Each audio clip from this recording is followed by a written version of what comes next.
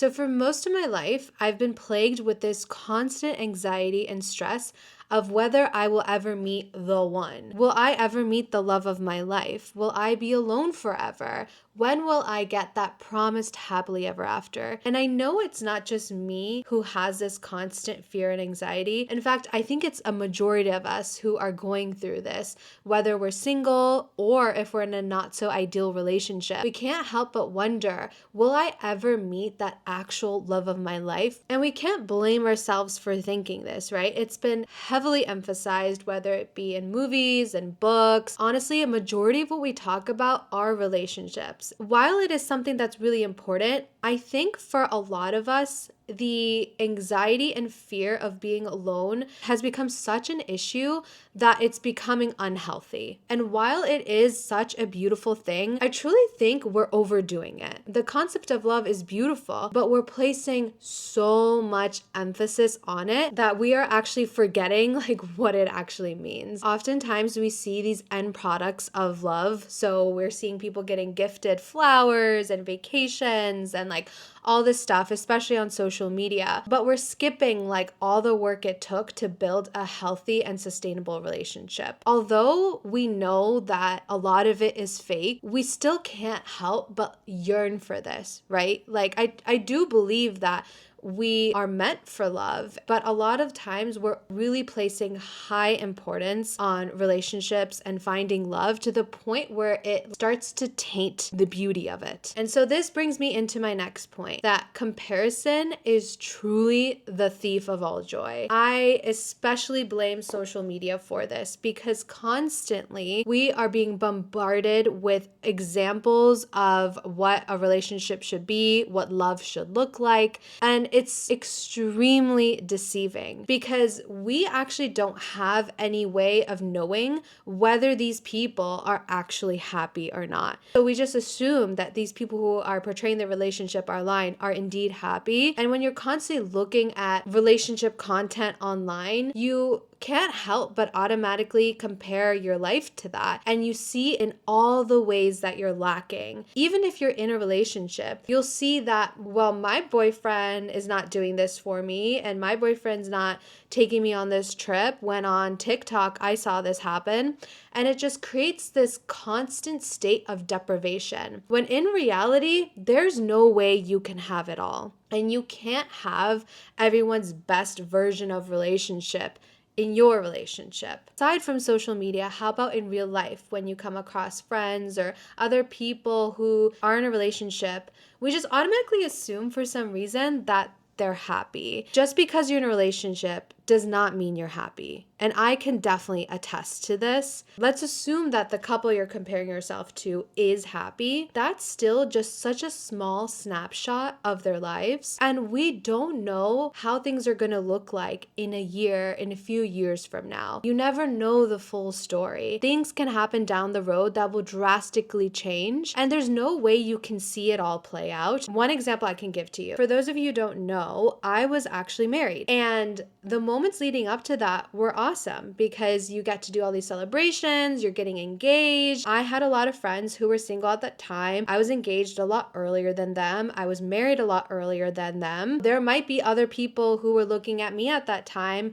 who were like, man, I wish I had what she has. But now I'm divorced and I'm now back at square one. And so the people who might have been comparing themselves to me at that point could not have predicted that I would be in this situation now. And so that just shows you that honestly, life is like a game of snakes and ladders. And you might be thinking you're progressing in one way, but then all of a sudden you just go down the snake and you end up at square one. And then a lot of other times you end up going up a ladder and you might meet the one and get married and have kids within like a couple years lifespan. And there's no way of you predicting of what will happen and when. So right now, while you may be looking at people and comparing yourself to them, you have no idea what's going to happen in 5 years, in 10 years down the road. And so comparing your journey to someone else's is completely useless. The next thing that's super, super important to do is change the narrative. Oftentimes we assume that if we're alone,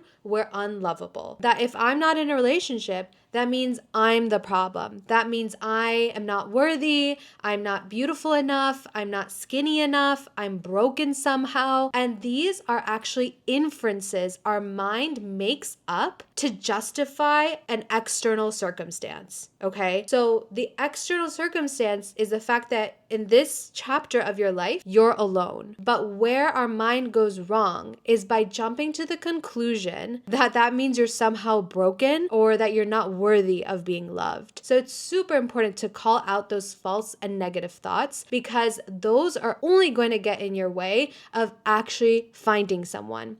Because now if you go into the real world and you're dating, or you're just like trying to find people and meet people, if you constantly carry this idea that you're unworthy or you're broken, you're either going to settle for really bad relationships or you're going to self-sabotage really good relationships. So it does not serve you at all to think that somehow you're broken, because you're not. Just because a relationship has not worked out for you in the past, or maybe you have never been in a relationship, doesn't mean you're not worthy of love. And oftentimes these ideas actually stem early on from childhood. Unfortunately, a lot of us have not received unconditional love. And so we can't even fathom the idea that somewhere in the future, someone's going to love us just as we are. Here's the thing. Once you start finding love within yourself, you can actually start believing that love out there exists. So then the next thing you can do is love yourself. Find love within yourself and learn how to be alone and be within your own presence. So many of us, unfortunately, cannot stand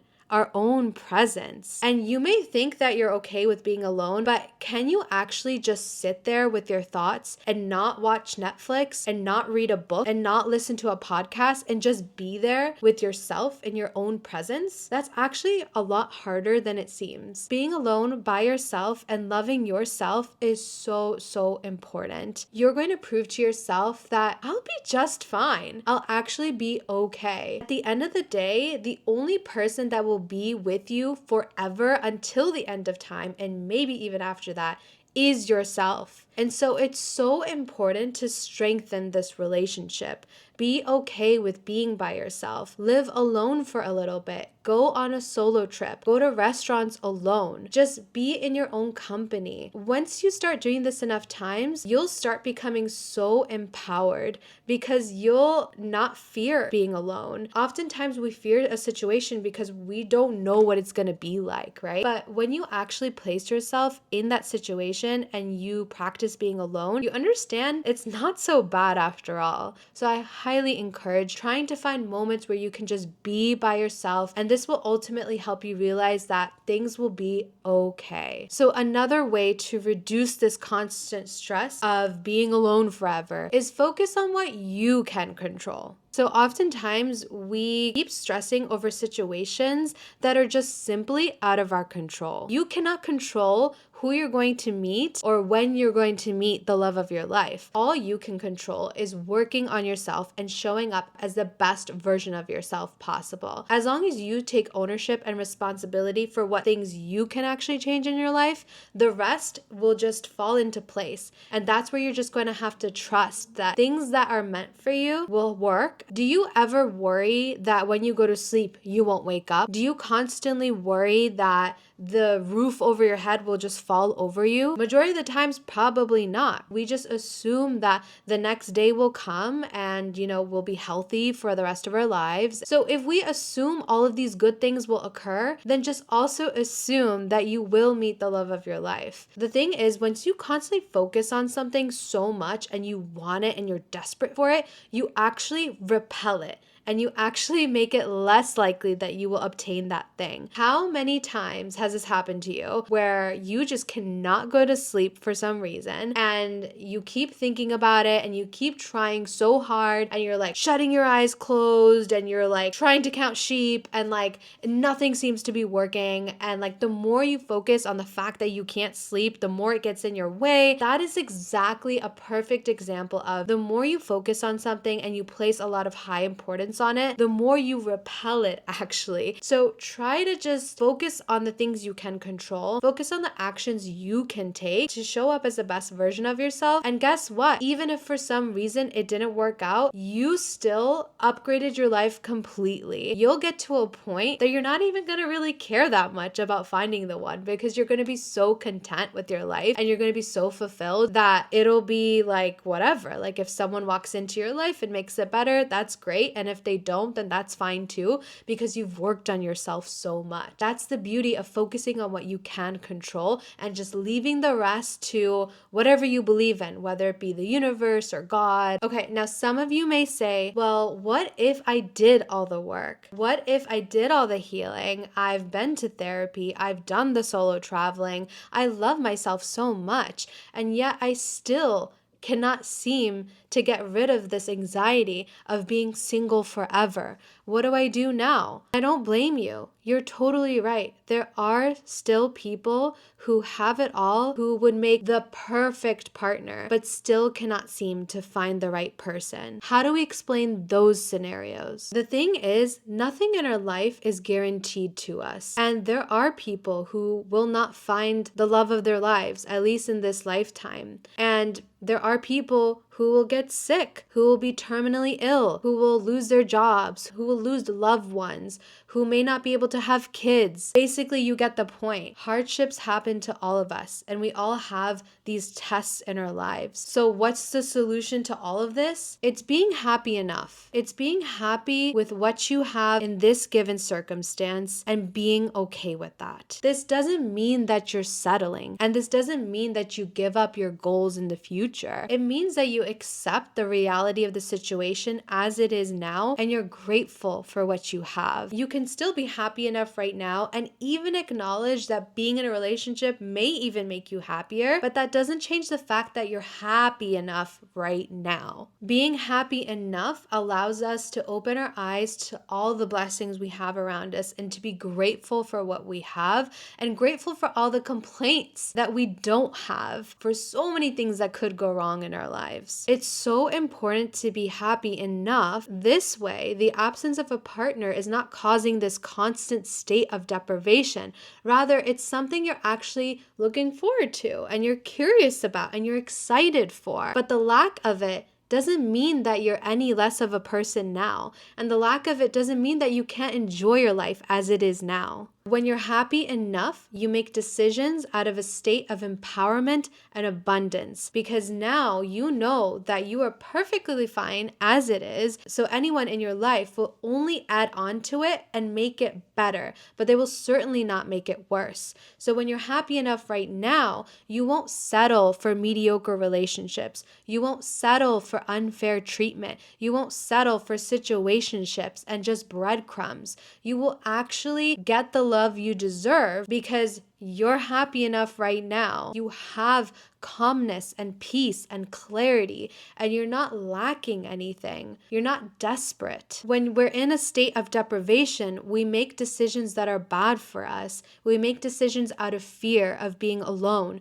And so we stay in relationships that are mediocre, that are not serving us right, that may be even harmful or toxic to our health. But we can't leave because we're too afraid of being alone. By being grateful for what you have, you are empowering yourself because you know that what you already have is enough, if not more. And conveniently enough, this mindset actually makes you so attractive and you just radiate so much beauty and confidence, and like people are just drawn to that energy. Like obviously, if someone's more confident, has high self-esteem, knows their worth, they're obviously going to be more desirable. So it's not about getting everything you want in life and more. It's about being happy with what you have right now. Here's the thing. We are never able to predict how life will turn out. Things can drastically change within years, months, even days. And so it's so important to be in the present moment and enjoy this time for what it is now. Honestly, being alone is so incredibly beautiful. You are spending time with the person that you'll spend the rest of your life with.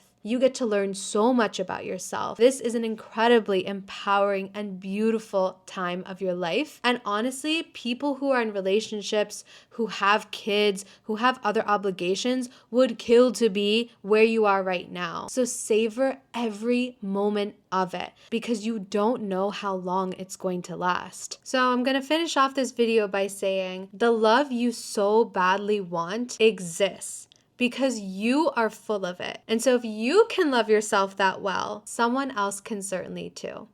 So I hope this helps, and I'll see you guys in the next video. Bye.